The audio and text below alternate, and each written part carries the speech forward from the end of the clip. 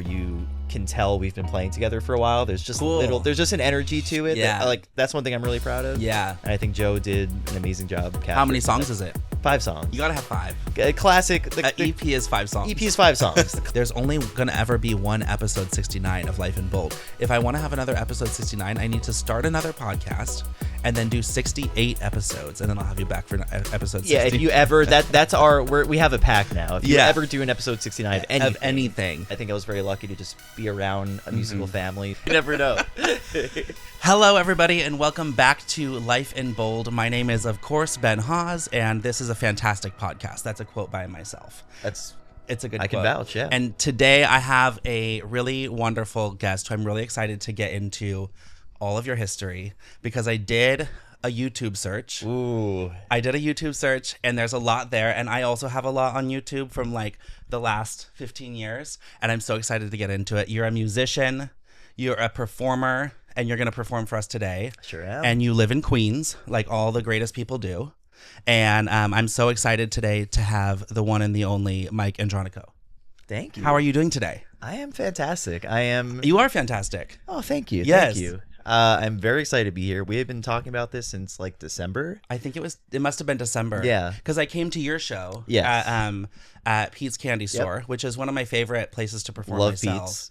And I just love that place. And you're so good. So like, obviously, like what I love about your music is the vibes, right? Because you just kind of bring that like 2000s kind of situation. Yeah, with your like absolutely guitar and like this singing and like everything. And like, I obviously want to just like get into like, what was high school like for you? Ooh, I always start there with a podcast. Great question. What was high school like for you? Were you popular? Were you into certain kind of music? What were you doing?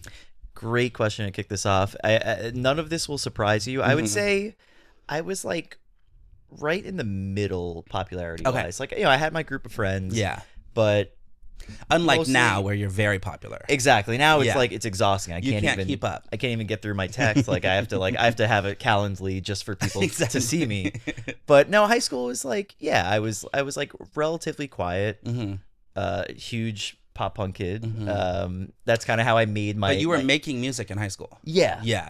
That's kind of how I made my first friends. I mean, I played in band. I was in band class, and then one of my best friends, Mitch, I noticed him on the first day of class wearing a New Found Glory shirt, and I was like, oh, I like that band. We started making music together. What years were you in high school?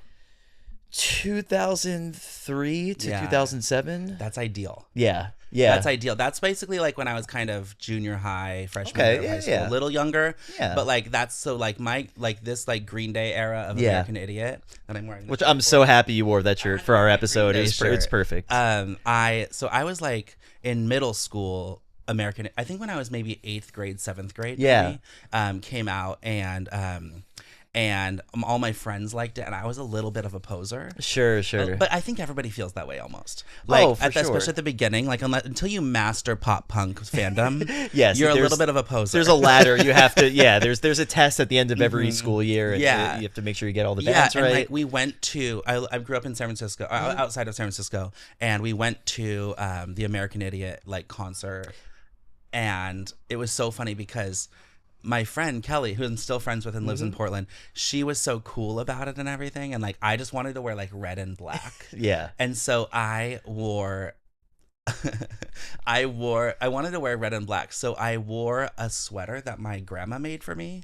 But it is red and black because I wanted to be like, cool, red and black. Of course, that's how like, Green Day looked. Made it for me, and it said like Ben across the chest because I have always been into my own name. So anyway, I was like not a cool pop punk kid, but I was a huge fan. Yeah. But then I got in high school, I got more into like, the Miley Cyrus of it all. Sure. Like the Britney Spears of it all. Of that. Awesome. But I would have totally been so jealous of you in high school. It was a fun time being in high school because American Idiot came out when I was in high school, and I had zero shame about being a poser or how I looked. Like I need to dig up some photos. There's a great picture of me in my giant MCR shirt when I still had hair. I spiked it. So good. The Hot Topic bracelets. And now you also one of the first things that comes up when I YouTubed you is I think it's you singing at like a talent show or something.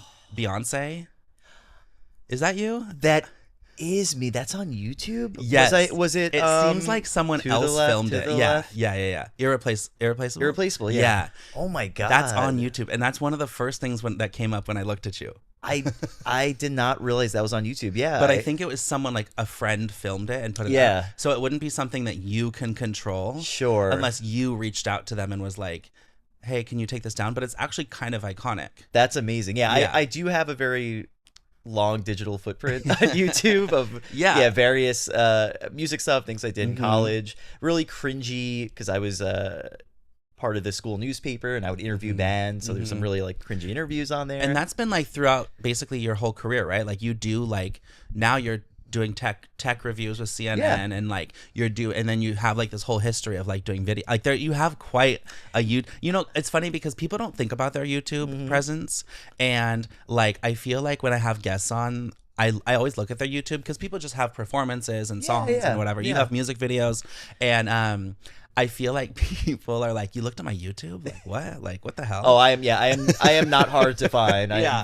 am very much on the internet. Yeah. You'll either find me talking about an iPhone or playing an emo song. I know. And it's so funny because I don't know, it's just interesting to see you've really had a long career of like doing all of that, and you're also a musician, so you play shows and you have a band and multiple bands or one band. Is it complicated? A little bit. Not the simple answer is I'm in two bands. Yes, so right. My main band is Ghost Tour. Here's our lovely There's the t-shirt. I've heard they're very comfortable. They're very, very comfortable. Yeah. Still available both online and in person. Click the link below. Link in bio. Yeah, so there's Ghost Tour as my main band. That started as a solo project I was doing during COVID. Very typical, white guy sitting in his room making songs. I can relate. Yeah, exactly. And then, I eventually put out an EP, and then I was very fortunate that two of my best friends, Bob and Beanie, kind of came to me separately and just wanted to be part of the band. And it got to be a part of the band. It grew from there. Yeah. So that's been awesome. But I also play bass for our good friend Kate Keller.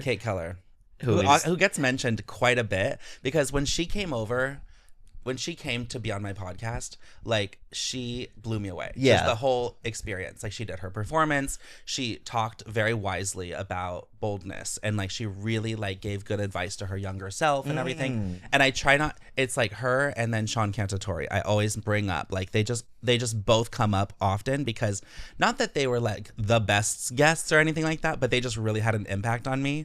And I don't know, because like people come on and they do performances and stuff, and like Kate, when she did her performance, did it like in one take. Oh yeah, like just like, and it was a song she had just written, I think. And I was like, what the hell? Yeah, because it takes me like weeks to memorize songs. It almost makes me mad sometimes because she'll be like, "Oh, guys, my voice isn't feeling great today," and then she'll sing better than I've ever heard a person sing. The other day, I was with a bunch of our friends. I was in Evan's backyard with Kate and a few other people. We were just having a little like songwriting, song sharing session.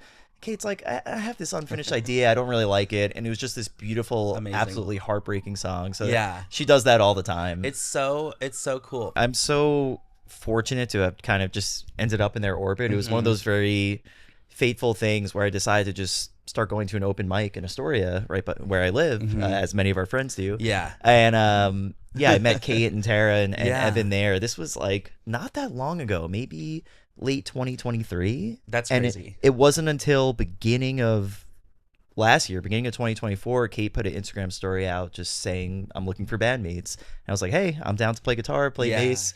So the short answer is, right now I play bass for Kate Keller Band, but I help out in every iteration of kind of that group's that's so musical cool. endeavors because everyone's got kind of their own project and we have different kind of formations and things like that. Can I tell you about the first time I ever saw you perform? Yes. It was at that Astoria open mic. Oh yeah. But only a year. It wasn't at that same time. It was only 6 months ago maybe, something like that. And you and Kate sang the song that you have together, and I want to say maybe it was one of the first times that you did it, because like she was Yes. like she was reading or you were reading the lyrics, or someone was reading the lyrics, and like there was just an awkward like setup because I had to read my lyrics too. For my song that I did. It was like right before it was before my Halloween show, because I did that JD Vance song. Yes. Yep.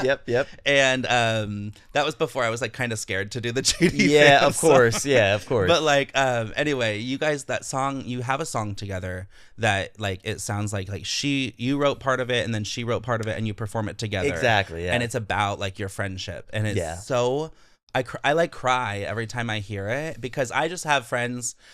A, I have friends like that I just dearly love, and then B, I wish I had more creative friends that were songwriters, that would write songs, you know, like with me and for me, and I'm building that right now. Like I have you, I'm in this group now. It's the greatest thing. It's been the most life-changing, most awesome thing. Tell us about like how you formed that relationship, and like how you tell us how you feel about Kate Keller. Oh my God, I could spend the next 2 hours just talking because about it's Kate Keller. to me it's such an iconic friendship. And it's a power. I like a power couple friendship, you know. It very much is. No, we have a very special bond, very like sibling like. I don't know. I think we just very quickly clicked. I think granted, she's on a whole other stratosphere in terms of talent, but I just think we write songs in some similar ways, and we just think about a lot of similar things. We're both we both like writing really sad shit. Can I swear in this? You can. You can. I love when people. I say this all the time because I love when people say that on like podcasts, because it's funny, because of course like I don't care, but like of course you can swear on it, but like I notice it on like big podcasts where they say like, oh shit, and then they go, can I swear on this? And it's funny because it's like either you can't and we'll cut it out or bleep it, or you can and we don't need to address it. But it's just funny to me. It's just a funny thing to me, because it's like you just never know like if you can, and people are so used to like TV and like stuff, and it's always and they always ask. Yes, exactly. Yeah, you're actually a media person. People, myself included, just now always ask after they've done it. Like the damage is already done. It's almost like just a bit at this point. It's funny. It's funny. It is, yeah. But back to the main reason we're here, which is Kate Keller. Right. Right. I think it also, part of it is I think we went through a lot of similar things over the past year of just having debilitating crushes that didn't work out, just going through different similar things in our dating lives. And I think kind of the genesis of that song started with, you know, she's one of the first people I'll show song ideas to. Love those people. It's the best thing to have. You know, I have a group chat with like her and Evan and Tara, and I sent them the first draft of a Ghost Story song called NBA Playoffs, which is actually coming out soon. Finally, quick plug, exclusive. We'll talk more about Life that later. Gold exclusive. There you go. I sent her that draft, and the first thing she texted back was, "I need to go kill myself," and which was the best compliment I ever could have asked for. I know. And that I referenced that conversation in the song I wrote, that Kate and I wrote together, which is called "Don't Kill Yourself, We Have a Show." Yeah. It was such a brilliant title too. That's something that came about. One of us uttered it on the walk home from a practice, and I just wrote it in my notes app. And the notes app. As great as all great ideas come from. Right. But yeah, I don't know. That song just randomly came to me one day. Yeah. And I was like, oh, I guess the song's about Kate. And I kind of wrote, you know, I wrote most of it, but then I left the second verse open for her to do her thing. Such a cool idea. Yeah, and I sent it to her, and the first thing she sent back was just a photo of her sobbing. Yeah, which again was like mission accomplished. I have a friend, Michelle Arno. She lives in LA, and I know her from college, and then she lived in New York for a little while, and I send her songs all the time too. And like I sent her a song I wrote recently, and she just goes, "Why do I even try to write songs?" I have that reaction. Which is like another funny like saying, like, why do I even try to write songs? This is so good, which is of course nice and everything, but like I get that feeling of like having a friend that you can just send like a very first draft to, and like have them like understand like where it would go, and like, you know, because some people you send them something and they're like, they compare it to like abracadabra, you know, right, and like they're not like seeing the vision. exactly Or like they're not seeing, like with mine, like with yours you have like a lot of like interaction and like people are applauding and stuff like that, and with me I have like my like laughter, you know, because people will laugh at lines, of course, and stuff. But if I send a recording of a song I wrote in the middle of the night and there's no laughter, you have to be able to see where the laughter would be. Right. You have to kind of envision it at a show. Yeah. How the crowd's going to react. So how long have you been writing songs? Has it been forever? Oh, it's been forever. Yeah. Yeah. Since I was a teenager, for sure. Probably since I was maybe like 13, 14. That's the best time to write a song. 20-ish years now. Yeah. That's so good. I remember, I think I was in 6th or 7th grade, and I went to a camp, like a week-long like sleepaway camp kind of thing over the summer, and I wrote like lyrics, I think for like the first time maybe. Oh yeah. Because there was this other guy who like wrote a song, and his song, this guy was so like intelligent, like, and maybe religious, but like he just knew a lot about the Bible and like Judgment Day, you know, like and like that kind of thing. Classic. He was like classic like 7th grade emo kid too. Yeah. And like he wrote some like profound thing about like Judgment Day, and like I was like, I'm gonna write a song, and then I like had, I think I had. What my friend Kelly, we dated in 8th grade, and I'm famously a homosexual. Yes. Yeah. But like in 8th grade, like I in like junior high, I like had some girlfriends and stuff. Classic. Like that. Yeah. And I wrote her a song, and it's so funny because I don't have it anywhere. Oh like, man, those early songs. Like, recorded it, you know. Yeah. Again, it's good that it's probably good that I don't have this. One of the first songs I remember writing. It was in high school, obviously. Yeah. And I was hanging out with some friends. Yeah.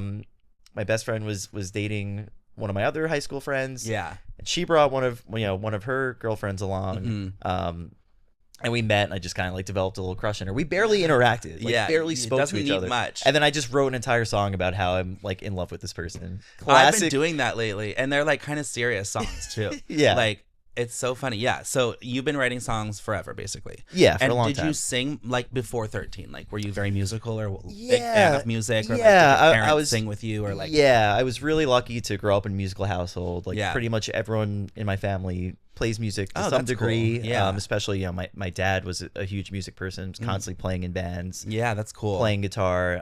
And then my older brother also just Wow. incredible musician. He's a full-time producer now, but That's he's so cool. yeah. He's man. another person that just pisses me off because he's just good at literally everything. Yeah. But that's people feel about you. I think people feel that way about you.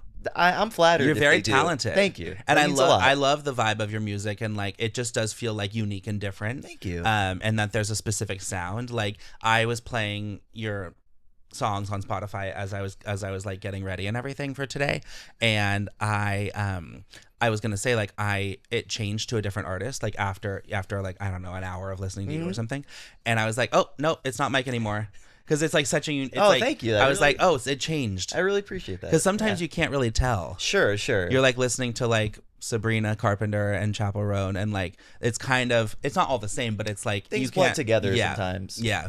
But I really like talking about like songwriting and like the almost the academics of it, like where did you get the skill of writing songs? Yeah, great question. Is it just practice? Pretty much, yeah. I haven't done a lot of formal training for music in general throughout my life. I think I was very lucky to just be around a musical family. So a lot of just learning how to play music in the first place was just picking up things from my dad and my brother, and then kind of listening to my favorite CDs, listening to my Senses Fail, my Take It Back Sunday, my Blink-182 CDs. And so good. Just trying to learn those songs by ear. And I think in the process, like learn what song structure is like. Yes. So yeah, like pretty much it's very self-taught. My right. songwriting ability. Yeah, I feel the same. I feel like I remember being like 13 and writing songs, and I remember like as I'm sitting here, I remember like the first lyrics of the first song. I'm sure I wrote other songs or whatever, but like it was like she was the first girl that I would ever ask, and I was so nervous. It was the hardest task. Ooh, that's still that's still kind of good. For 13, you might have to bring that back. I know, I should do it. Might have to change some of the lyrics. I thought about like maybe I should sing it at her wedding or something. You should, but it's already gone. Her wedding already happened. But like I did give a little speech. But like if I sang that song, it would be so funny and awkward. I did on her like maybe 18th birthday, like when we were in high school friends. I did Oh, it's probably on my YouTube channel then. I did re-record it. Like I think I found it Oh, and I I would love to. re-recorded I it. would love to hear that. And then I made a like a montage of videos of us. Yeah. That's a good birthday present. Oh my God, yeah. I don't know if anybody's ever written a song about me. Do you think? Never? But people have written songs about you because Well, Kate wrote that one song. Yes, and I know I don't know if anyone's written an entire song about me. Yeah. I do know I played a small part in one of Tara's songs. Oh. All I'll say is the song is called "Men from Hell," and Yes. and it includes kind of references to like various men she's been romantically involved in. That's a really good concept and title. Oh yeah, and Tara's So, brilliant with that stuff. She's so great at storytelling. Luckily, I got it the easiest in that song. Of all the men. Is there a lyric?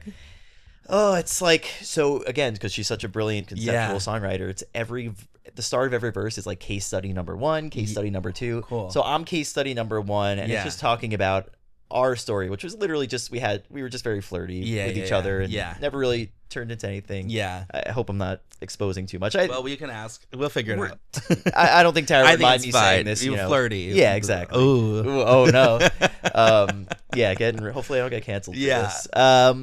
And Heaven then, forbid someone flirts. So each man is a case study. That's but cool. Luckily she went easy on me. Yeah. Our story is pretty innocent. But right. So I know I'm referenced in that song.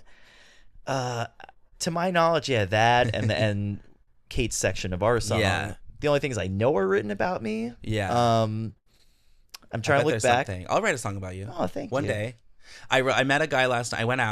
I went out by myself last night. Yeah. Till 4 a.m. Oh, that's beautiful. I went out to a gay club. I'm amazed you're here, just like no, I am thriving. too. Yeah, like you are awake, alert. No, I know. I went out last night, and I don't. Not that I don't go out, but since the pandemic, I really haven't like been out drinking till 4 a.m. Yes, you know what I mean? Just because many reasons. But I went to a comedian friend's show last night, and David Mills, who's going to be on the podcast soon, and it was a cabaret show, and I was just very like, I was feeling gay, you know, of course. And as one does sometimes, and for me always.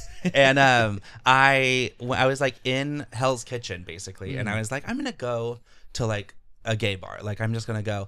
And it's actually funny because I was reflecting on gay bars for myself, like when I was like 20, I want to say even like 26 or 27, which is such a shame. But when I was like 26 or 27, I like didn't want to go to gay bars. Yeah. Like I was just kind of like, oh, it's not for me, you know, like whatever.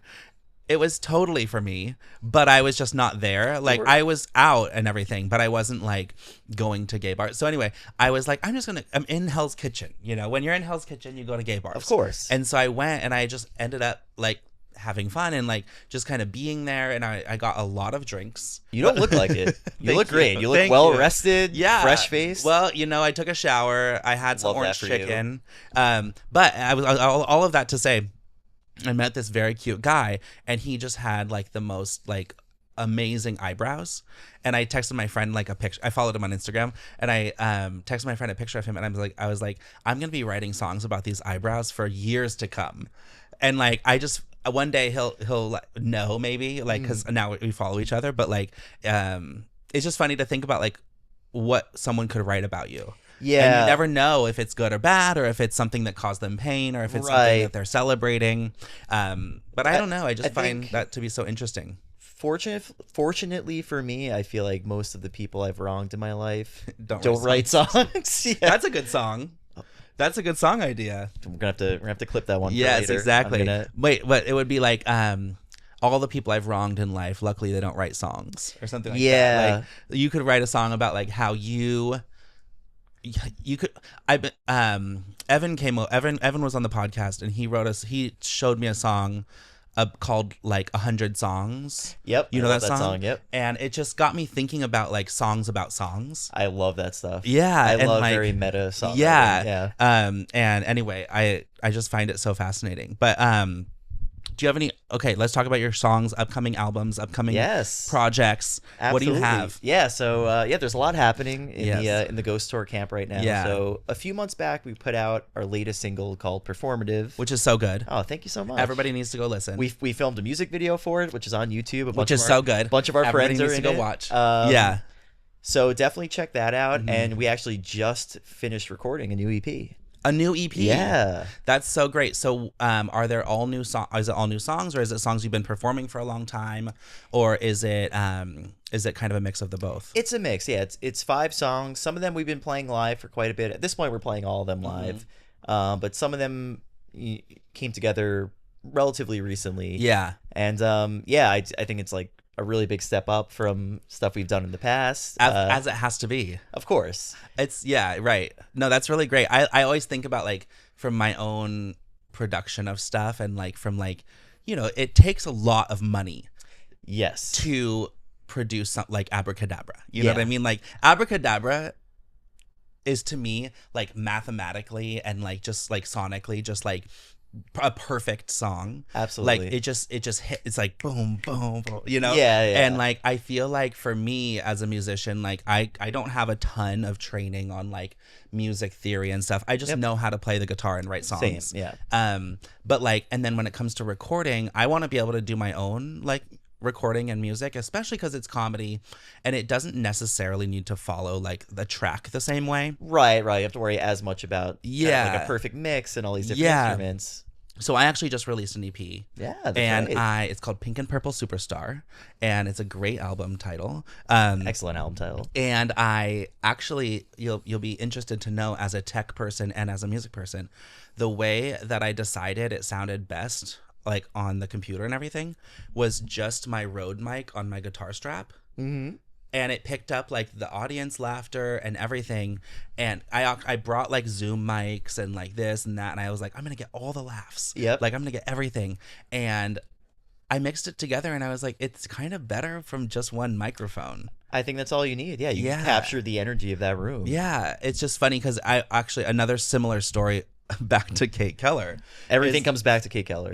When Kate did her performance of How It Ends, and I recorded it, like I put the camera and I had the microphones and everything, and then I think I had like maybe 2 mics and I kind of put them together or whatever, and my mom goes, wow, I'm surprised how good it sounds in your apartment.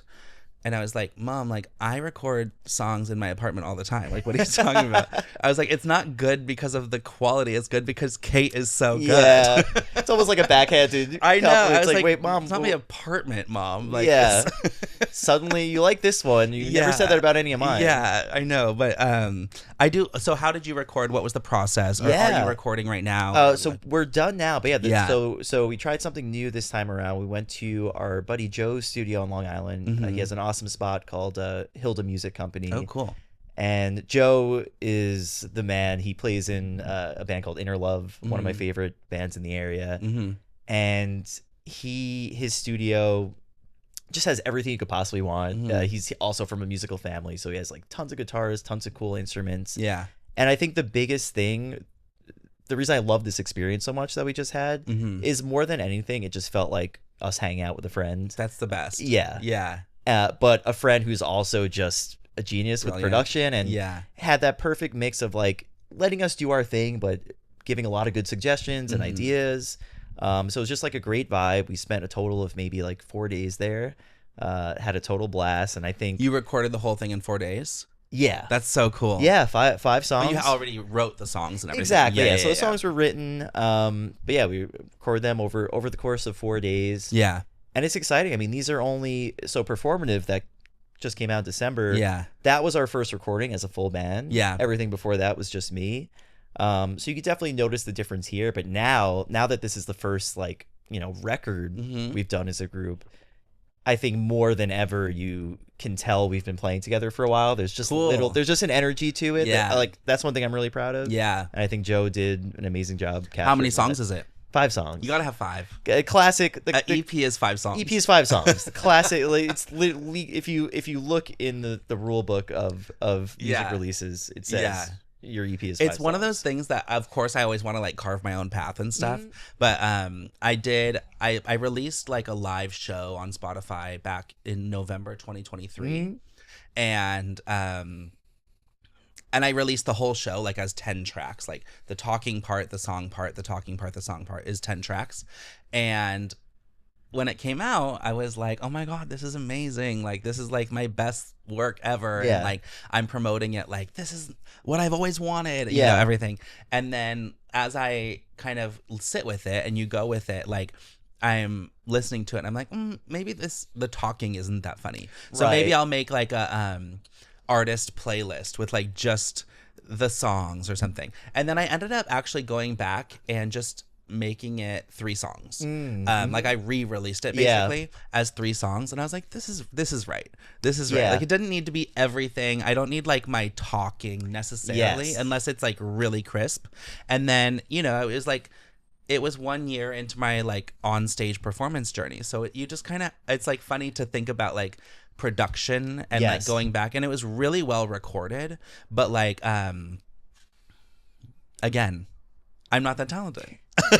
I would disagree, but I'm just kidding. No, but like if you are, you just grow, you know, you just get better and better and better. And like, you know, like you, 15 years ago singing Beyonce. Irreplaceable on stage. I actually loved seeing the quality of that video. I should just show it to you after this. Yeah, I need to see it. It's been so long. It's so grainy and like from the audience, you know, in probably like your high school auditorium or something. Oh yeah, no, I vividly remember that talent show. And then there was another video. This is now just like recap of your 15 years on YouTube. This is perfect. Yeah. There was another video of you interviewing yourself. Yes. Yep. Big shout out to my buddy Kyle Parker back at Purchase College. Yes. We loved goofing around and making dumb stuff back then. I know. That was all him. Yeah. Have you always had friends that are creative and goofy and all that stuff? For the most part, yeah. I think again, that's an area I've been very lucky in. Yeah. I think in every phase of my life, and especially from high school on, I just found my fellow creative weirdos. Yeah. Just now I have that group here. I know, in my adult life.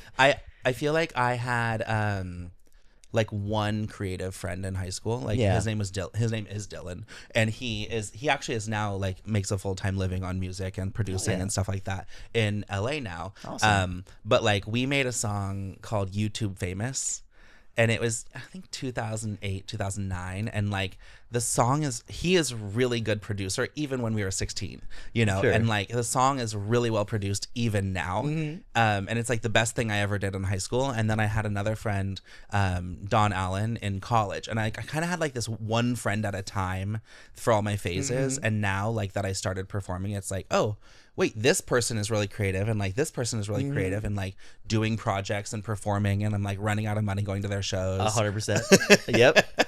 You gotta support it. That's the way it is. Yeah. But it's also really fun. They're social events. It's again, and I've said this a couple times now, but even in just the past 2 years, the friends I've made through music has been so life changing. Yeah. I'm sitting here on this couch with you because You're on Life in Bold. Because I am on Life in Bold. I made episode 69, by the way, which we haven't even talked about until now. We haven't even talked about. But yeah, it's wild to think how life changing it's been. Yeah. Get the amount of friends I made, how that's changed my creative life, and just how much fun I'm having. I think we actually should take a second to talk about the fact that this is episode 69, and not when we first met, but like when we first probably hung out like in depth at Pete's Candy Store, we were talking, and like you were asking me about the podcast, and I like, because I think you know how hard it is to run a podcast and like produce it and like keep it going and promoting it and stuff. And I was like, yeah, but I've done 65 episodes, and instantly you're like, can I be number 69?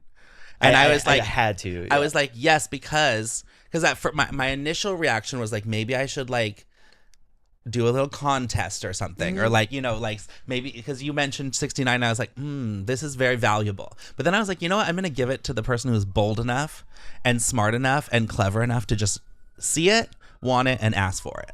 And that is life in bold. That's life in bold. You got to be bold. And if you want 69, you got to ask for it. Got to ask for it.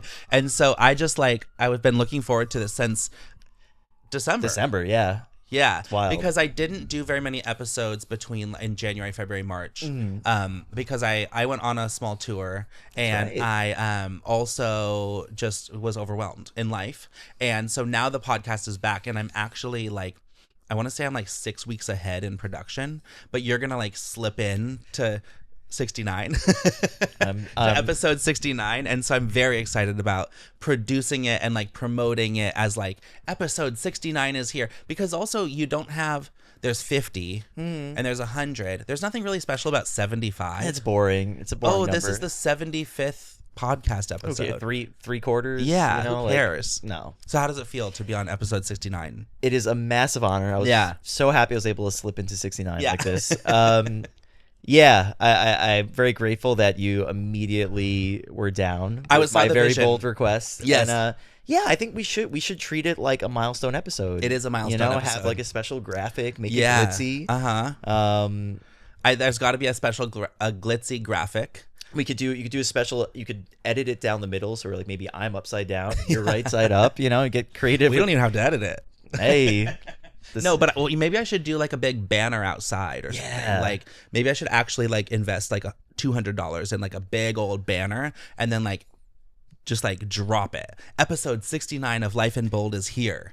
I think it's a worthwhile investment. That would be pretty good. Absolutely. I think, okay, so now let's talk about like boldness itself. Yes. Because I love asking people about boldness, because basically the kind of premise of this podcast is that I am on my own journey toward living my life in bold, and asking people what boldness means to them, and like how they envision authenticity and like courage and all of that stuff showing up in their life. And it's so cool to ask performers that, because performers like inherently are bold by getting up on stage, and so many people can't do that or won't do that, or like want to do it and don't. So like, what does it mean to you, and how does it make you feel to be bold? Yeah, I think for me, boldness is just doing things that scare me. Because I just want to do them, and I think I've experienced that in every stage of my life. I'm still experiencing it. Yeah. I think probably the first iterations of that were like playing those talent shows, and you could probably tell how like nervous and awkward I was. No, you looked great. Oh, thank you. Shout out to Beyonce for giving me great material to just shout out to Beyonce. Shout out to Beyonce on episode 69 of Life in Bold. We love you, Beyonce. We know you're watching. Yes. I think, and again, I keep coming back to this anecdote, but just I'll never forget my first time going to Restless Open Mic in Astoria, and like being like I didn't know anyone there. Oh really? Yeah, nobody. I didn't know anyone there. And how'd you hear of it? Because it's hosted at Chateau Le Wolf, which is kind of that's my cafe. I go there every day. So I'm always in the area. Yeah. But I had never gone to that specific open mic. And oh, that's awesome. And this was probably like 2021. So all those songs I've been writing during COVID, like I finally had a chance to try them out. Yeah. And I remember being super nervous. Not super nervous, but just a little nervous, and was a little antsy, and was like kind of to myself when I first got there, because it seemed like people kind of already had their friend groups. And but what immediately disarmed me, someone you may know, JC the Poet. He's one of the hosts of Restless Open Mic, and he immediately came up to me and introduced himself, and just was so kind, and has been such a supporter of everything I do to this day. So that's when I was like, okay, cool. I feel like I'm in a good space, and I very quickly made some of the best friends I've ever made. So good. And what did you perform? What did you sing on that night? Do you remember? That first open mic, I'm pretty sure. I usually do 2 songs there. I'm pretty sure I did Underlight, which is like the first official Ghost Tour song. I'm not quite sure what else. I know for sure that was it. It was probably something else that's on our first EP. Maybe a Now I'm Falling, maybe Spectre. But yeah, because I think I was just getting ready to put Underlight out, which was basically the start of Ghost Tour. That's so cool. So it was probably that, and maybe 1 or 2 other things. Yeah, that is so cool. I just love I love like the group that is kind of like, I love that I have like a musical side of the group, and and a comedy side of the group, and then like I'm the center of it all. You're the bridge. Yeah. To that point. Oh no, I do remember the other song I played now. I covered a Boy Genius song. Oh, Me and My Dog, one of my favorite songs. Oh yeah. And I vividly remember that because immediately our friends Julia and Nicole perked up. and we're like, oh, we like that too. And they did their improv thing and just blew me away. Funny. So that, and then that was one of those moments like, oh, cool, I'm amongst my people, like we have things in common. Yeah, it is so good, and it does feel like it kind of formed, in the last 2-5 years, like, and I really appreciate being part of that. And I agree that like being bold is really it, just kind of going after what you want, and like, and when you feel that something is scary, like one of the things that I talk about with boldness is like choosing challenge and being like, okay, this is challenging, but I'm going to do it. Like that to me is like pretty much the crux of like boldness. And then there was something funny that happened actually. It's not funny actually. It's not funny, but it to me it was funny because I never considered myself this way. But like I got a DM from like a casting director or like a casting agency or whatever. And they were like, hey, like we saw your videos and we think you would be a great person to like audition for a regional tour of Mrs. Doubtfire as the lead role. And I was like, I just never thought of myself as like Mrs. Doubtfire. Sure. And the story basically is like, I immediately was like, oh, I'll never get that. I can't do that. Like I'm not, I have no training. I've never done this, whatever. And I was like, no, Ben, don't be the one to say no for them. You know what I mean? Exactly. And like, you can't get cut off with me. I can't be my own biggest hater. 100%. Yeah. That's for them to decide if you're not good enough. Yeah, like exactly. And they might, because I don't have a lot of experience in literally Broadway, and like but why not try? Yeah. And now I have a different reason for not trying, which is that it's a ton of work. That is way more valid than any self-doubt. I will always I will always discourage not wanting to do anything. I relate to so deeply. I don't want to work. Yes. No. They did send it. It seems like no one does anymore. No, that's no what one wants say. to work anymore. Yeah. Get your fucking ass up and work. God, it used to be a proper country. I know, exactly. But they did send me like the materials for it, and I would have to like prepare a song. And I would have to do 2 scenes, which is actually pretty standard, but they only gave me like 3 days to do it. And Mrs. Doubtfire is a very, very, very complex character. Like, not only do you have to play the dad and Mrs. Doubtfire, but each of those characters, A, have different, like, accents and stuff, and then B, like, the dad is an entertainer, like, who has characters. And anyway, all of this to say, I think it was very bold of me to be able to like change that mindset and to be able to be like, no, Ben, like you can't be the one to be like, no, you're never gonna get that. You can't say no to yourself that way. You can't. And I think I did that a lot in my 20s of not performing because I knew I wanted to do comedy, but it was a mix of like lacking a little bit of boldness, but also a mix of like not having anything to say yet. Right. You know what I mean? Like I would do stuff, but like now that I have like gone to therapy and stuff. Yeah, that's a huge difference maker for sure. I've like gone to therapy and I've gotten deeper within myself. Like as funny as my songs are, they're also very like deep and authentic to like my real stories. And so I just find that to be what boldness means to me. 100%, yeah. But I want you to perform a song. I would love to perform a song. What are you going to perform for us? I am going to perform our brand new song, NBA Playoffs. Everybody, here is Mike Andronico with NBA Playoffs. I've been watching the NBA Playoffs for the first time since I was in college, cursing as the Knicks lose at the Garden, but it keeps me from thinking too often. I've been managing feelings of longing I don't think that I've dealt with since college. Talking to people I don't like, just to not think about you too often. I saw a photo of us at the wedding that had me considering drowning. Somehow we were wearing the same thing. Everyone thought it was something it wasn't. I want so badly for us to be right.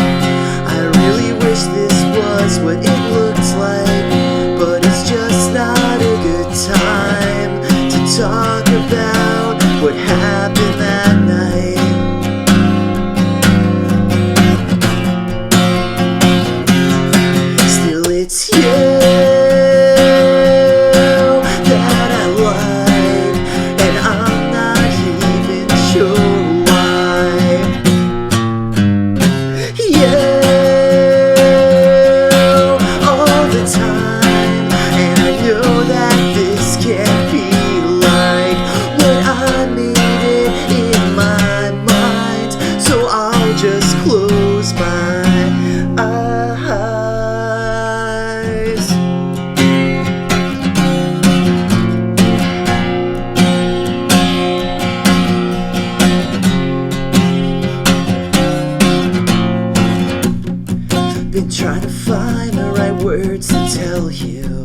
that if you wanna be friends, then that's cool.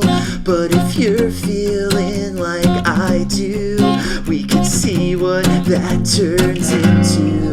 Walking down your apartment hall, drunk enough to finally talk, but then you got quiet. I think something's wrong.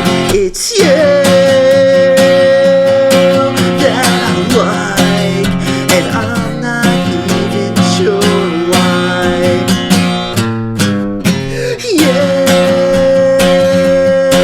all the time, and I know that this can't be like what I made it in my mind, so I'll just close my eyes.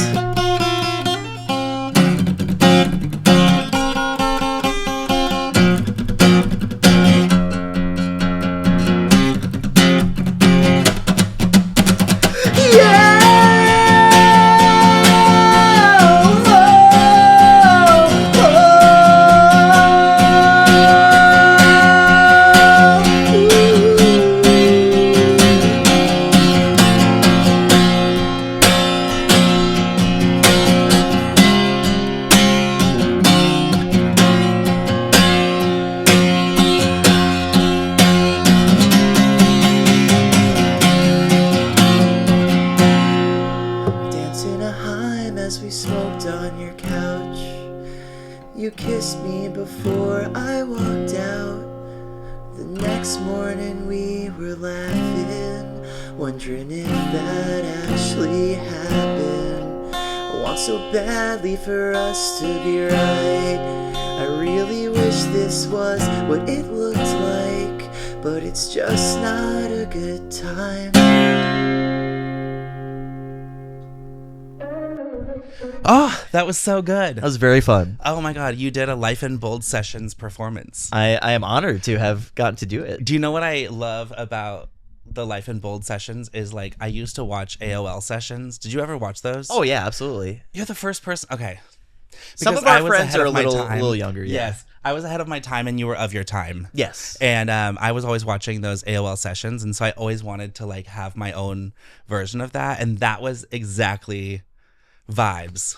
That was so good. And the guitar is you're a really good guitar player. Oh, thank you. Oh my God. Okay, so tell us about the song. Tell us Yes. about like what it means and like how you wrote it and the situation you were in. And all of that. I wrote it almost exactly a year ago. Oh my God. Which is perfect timing. Yeah. Feeling very cosmic right Uh-huh. now. Yeah, and I wrote that. You know, I had a very intense crush on someone. Yeah. Who is now a good friend. And the character in that song was you. Exactly. Yeah. The person watching this right now You had a crush on you. Yeah. So That's so good. call me. And yeah, and I literally, I mean, it's literally spelled out pretty bluntly in the song, Yeah. but it was happening at the same time I was getting really back into basketball. Yeah. And the Knicks were in the playoffs, and it was like fun and exciting, and that became my distraction. Yeah. From that's cool. you know, these feelings of kind of unrequited. I hate unrequited. Yeah, it's a little more complicated than that, but it just kind of wasn't happening. Yeah. And basketball was a great distraction from that. Yeah. And the beautiful thing about that song is like it was one of those things that came together in one shot. Yes, right. I came again. These things there's some very like specific lore here. Yeah. I came back from a friend's wedding. I was away for the weekend, which again is referenced in the song. And you know, that evening I got a little bit high in the park. As one does. And then I came home and I was just very like in my feels, not in like a depressing, sad, like super sad way, but I was just like, I gotta get this out. Like, you know, it just all was flowing. And literally like most of what you just heard was done in one shot. The song definitely evolved a lot. Of course, yeah. Especially when I brought it to the guys. Yeah.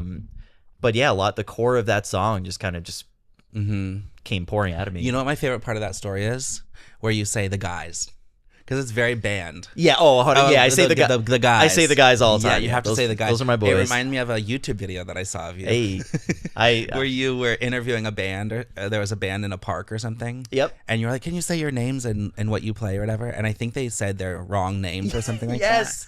Oh my God. One of the funniest pieces of my digital footprint out there. I love your digital footprint. It's so varied. But I should write a song. I love your digital footprint. Ooh, that would be we're really cooking good. on this podcast. I know. Several new songs. We're gonna have a new EP coming out. The two of us. Get the Ghost Tour Ben Hawes collab. Is coming. That would be really good. That was funny. Ghosted. We got it. We might have to get right in the studio after this. I interviewed the band Defeaters. Actually, one of my favorite bands. Yeah. At the time, I didn't realize they were trolling me because I was just getting to know them. Yeah. But yeah, again, another great, that's so funny, random piece of lore. Yeah.